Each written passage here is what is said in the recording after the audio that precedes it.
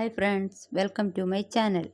നിങ്ങളെല്ലാവരും ചിക്കൻ 65 കഴിച്ചിട്ടുണ്ടായിരിക്കും, ഗോബി 65 കഴിച്ചിട്ടുണ്ടായിരിക്കും.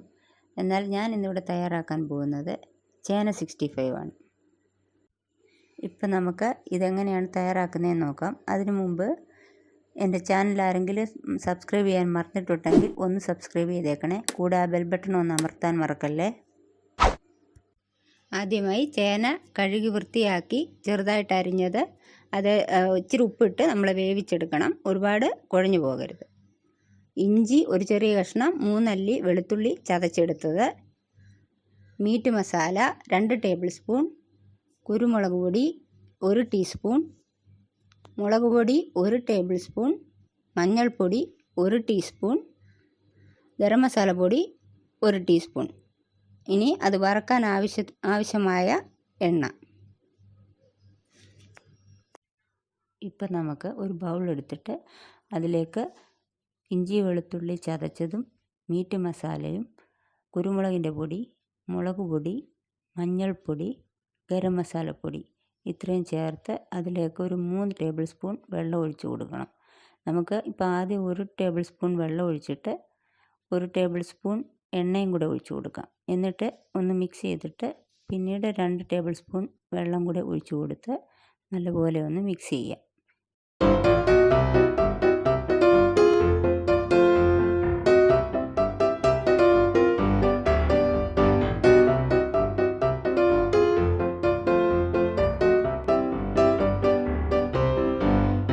ഇപ്പോൾ മസാല റെഡി ആയിട്ടുണ്ട്. ഇനി നമുക്ക് ആ ചേന വേവിച്ച് വെച്ചതും കൂടെ ഇതിലേക്കിട്ട് നല്ലപോലെ ഒന്ന് ഇളക്കി കൊടുക്കാം. ഞാൻ ചേന വേവിച്ചപ്പോൾ തന്നെ ഉപ്പിട്ടാണ് വേവിച്ചത്. നിങ്ങൾക്ക് ആവശ്യമുണ്ടെങ്കിൽ ഇപ്പോൾ ഈ മസാലയുടെ കൂടെ വേണമെങ്കിൽ ഇച്ചിരി ചേർക്കാം ഉപ്പ്.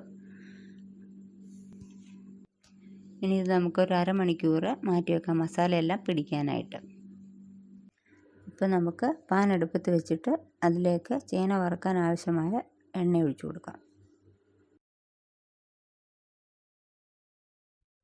ഇപ്പോൾ എണ്ണ ചൂടായിട്ടുണ്ട്. ഇപ്പോൾ നമുക്ക് ഈ മസാല പുരട്ടി വെച്ചിരിക്കുന്ന ചേന ഒന്നൊന്നായിട്ട് ഈ എണ്ണയിലേക്ക് ഇട്ട് കൊടുത്ത് വറുത്തെടുക്കാം.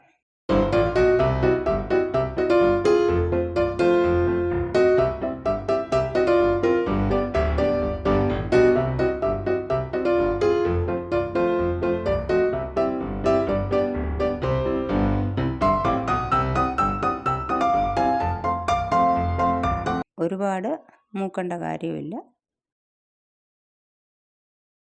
ഇപ്പം നമ്മുടെ ചേന 65 റെഡി ആയിട്ടുണ്ട്. ഇത് നമുക്കൊരു പ്ലേറ്റിലേക്ക് മാറ്റാം.